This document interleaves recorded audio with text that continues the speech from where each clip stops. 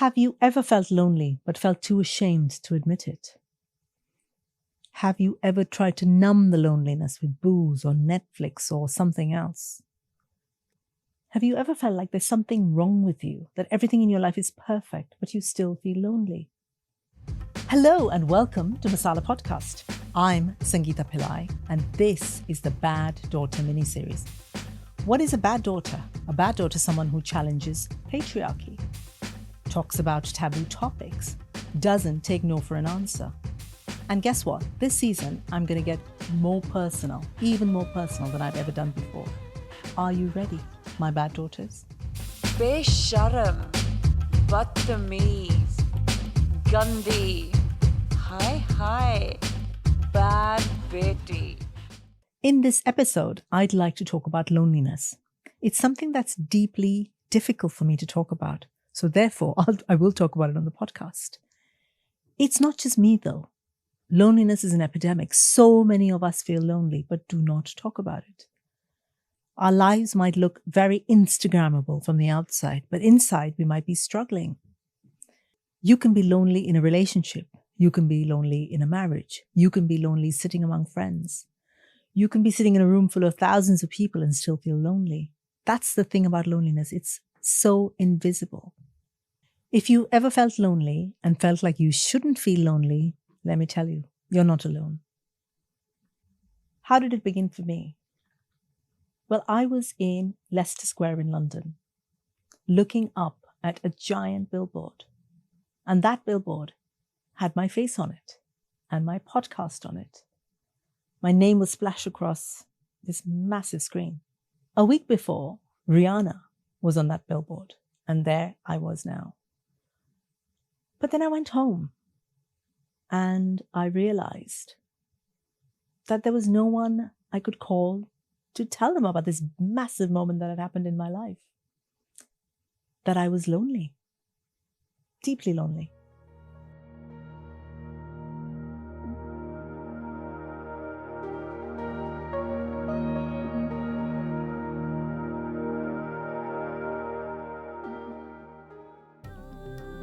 Loneliness is not the sudden crash of a wave. It seeps in quietly. It is a slow, quiet fade. It makes the world seem distant, separated from you by a thin, clear pane of glass. It taps insistently on your window at 2 a.m., asking to be paid attention to. You go about your day, a flurry of meetings, coffees with friends, dinners with distant acquaintances, but feeling disconnected, untethered from the world you're walking in. You say the right words, you nod at the appropriate places, but through it all, you feel like you're shut inside a glass bubble. It is a strange, dragging weight, this thing called loneliness. Like carrying a beautiful story with no one to tell it to. Like noticing the pink roses bloom in the street where you live, but no one to share it with. Like listening to a song in the distance, the words so muffled that you cannot hear the words.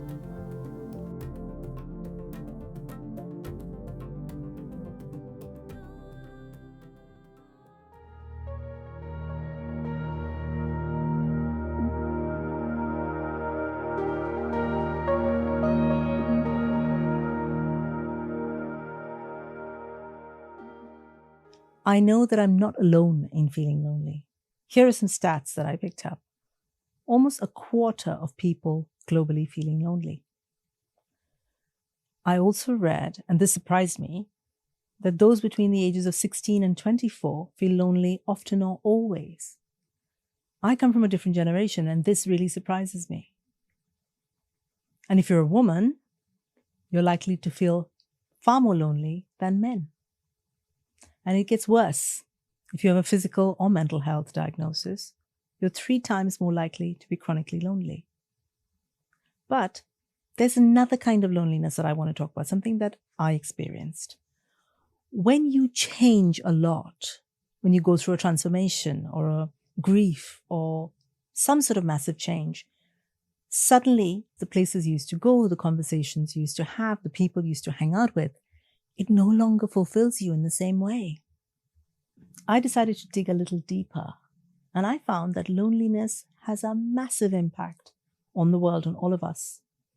It's as bad for your health as smoking 15 cigarettes a day, according to the World Health Organization. 15. Loneliness can lead to loads of mental health issues, depression, anxiety, stress, which again in turn increases issues like heart attack, stroke. Then there's the cognitive effect.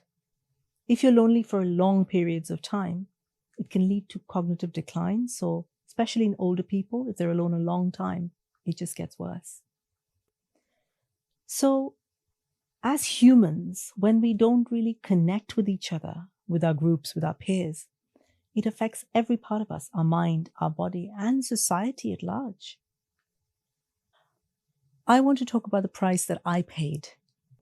So I grew, I changed, I did a lot of spiritual work. But then the person I became didn't really fit into the spaces that I used to fit in. Old friends didn't like me standing up for myself. And things just didn't fit like they used to. And I had a period of grief where I had to sit with it and accept it.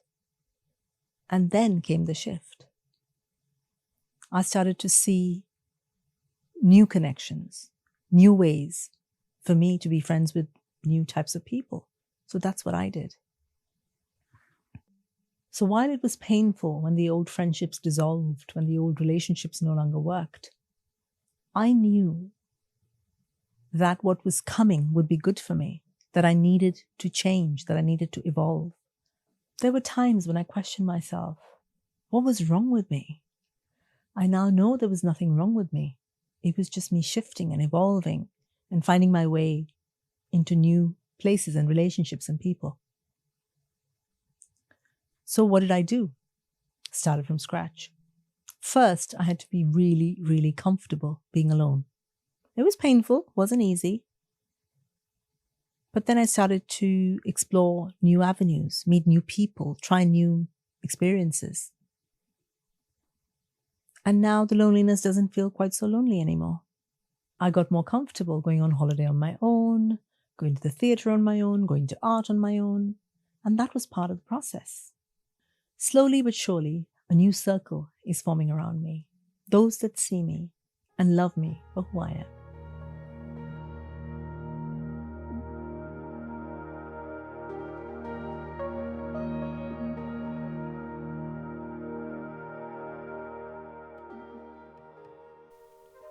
Loneliness is not about being on your own. You can be surrounded by people in a busy, roaring party and still feel lonely. You can feel isolated even in the biggest festival or gathering. You can be on your own and still never be lonely. You can be in a relationship and always feel lonely. Like walking hand in hand with someone and realizing that the other person is miles away in their own world. Like sleeping next to a warm body and still feeling the chilling space between your souls. The silence of loneliness is not comfortable. It is heavy, dense with things unsaid, feelings unshared. Loneliness is how you feel inside of you when you connect with the outside world.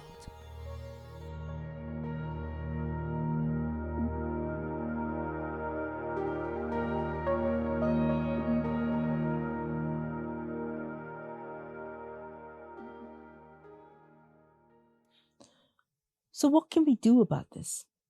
I have a few little tips. First, accept that the old ways may not work anymore. If grief comes up, sit with it. It's okay. Lose the shame that there's something wrong with you. This is what I find over and over again with loneliness. People are ashamed to talk about it. I was ashamed to talk about it. Allow new ways of thinking, new places, new people to come into your life. Maybe people you wouldn't have hung out with before. I'd love to read an extract from my book, Bad Daughter, which you can buy. This was written when I was coming back from California on what was meant to be one of my career highlights at University of California, Berkeley. I looked down at myself. I'm sitting in a cramped airline seat. Its blue fabric dulled by the many bums that have perched here before me. I clip on my seatbelt, the strap cutting into my stomach. My chest hurts, filled with the sobs that I'm determined not to let out. I'm on United Airlines flight UA901 from San Francisco to London, heading home after what was meant to be one of my career highlights. This was the stuff of my feminist activist dreams. I'd spent the past week swanning around the University of California, Berkeley campus, having been invited to deliver a series of workshops and record a podcast with their South Asian students. The gentle Californian sun warmed my bones as I sat among passionate young women, their brown eyes shining as I led several workshops, talking about the pain of menstruation, the agony of feeling like their brown bodies weren't white enough, the extraordinary power of their orgasms. All week long, I had felt amazing. Yes, I was creating the future of South Asian womanhood. I had never imagined, as a young girl growing up in Mumbai's slums, that one day young American South Asian women at one of the world's most prestigious universities would look up to me as a South Asian feminist icon. I was on a high. I was feeling fantastic. Until I got a phone call from my brother. Dad died last night. 4 words that unleashed a tsunami of grief. My father had been ill for a few years, so it wasn't a surprise. The ferocity of my grief shook me, because the grief was not for my father. The grief was for me. For the father that I never had. For the longing for a father that my own father could never be. Then there was the guilt of not grieving for him as a proper Indian daughter ought to grieve. And underneath the grief was another uncomfortable emotion that I was trying not to feel. Loneliness. A feeling that I was entirely alone in the world. If I'm honest, the loneliness had started before my father's death. I'd feel this niggling in my stomach as I went about my busy day in London.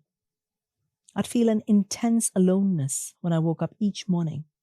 I took it to bed with me every night. Sometimes it felt like the loneliness slept on the other side of the bed with me. I didn't want to admit to feeling lonely. My life looked fantastic from the outside. Multi-award-winning podcaster, feminist speaker, Guardian writer, Spotify competition winner. I was on billboards, I was on panels, I was on the radio. I was featured in newspaper articles. I was living my feminist dream. And yet, I was the most lonesome I had ever been. There was a voice in the deepest recesses of my mind. A voice that had been saying unkind things to me my entire life. You are feeling lonely because of all those life choices you made. You went against everything that your culture taught you. And this is the price you have to pay. Loneliness. As a young Indian girl, I had been fed the same ideas as every other girl. Get married, have kids, get a respectable job, settle down, quietly do as you're told. Don't ask questions. Follow the rules and you'll be taken care of by parents, uncles, aunties, a husband, and in-laws. And if you don't, you're on your own. I had rejected every single soul-shrinking, self-limiting one of those beliefs. That voice in my head sighed. Look at where all your feministing has brought you. You are entirely alone. That snarky voice in my head wouldn't go away. So you thought you'd be the one woman from your culture who could do exactly as she pleased? Look at where it got you. Happy now? If you enjoyed that extract, you'll love my book, Bad Daughter. It's about my story going from the slums of Mumbai to the billboards of New York via a healing stopover in Kerala. It's about the pressure that all women face to be good girls. My readers love it. Here are some of the things they tell me. This is the best book I've ever read, says Hattie. This book made me cry, but also made my heart sore, says Archana. Your book made me think of my own inner voice and the stories I tell myself, says Caroline. So go to baddaughter.co.uk or type Bad Daughter on Amazon.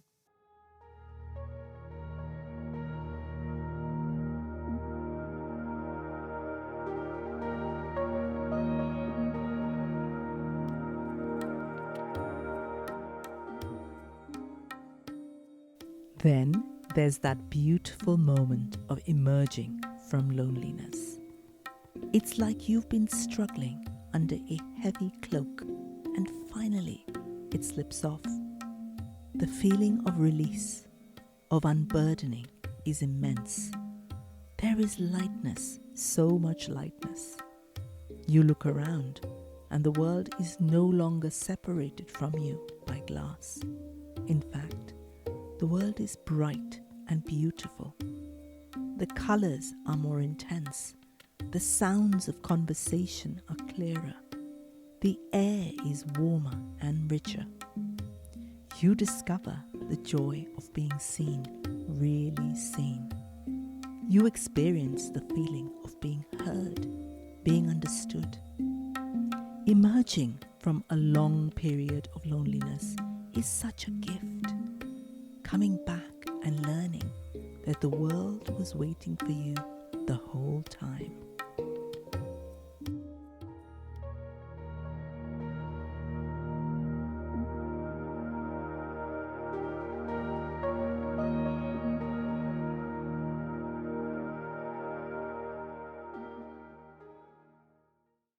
I hope you enjoyed this episode of Masala Podcast.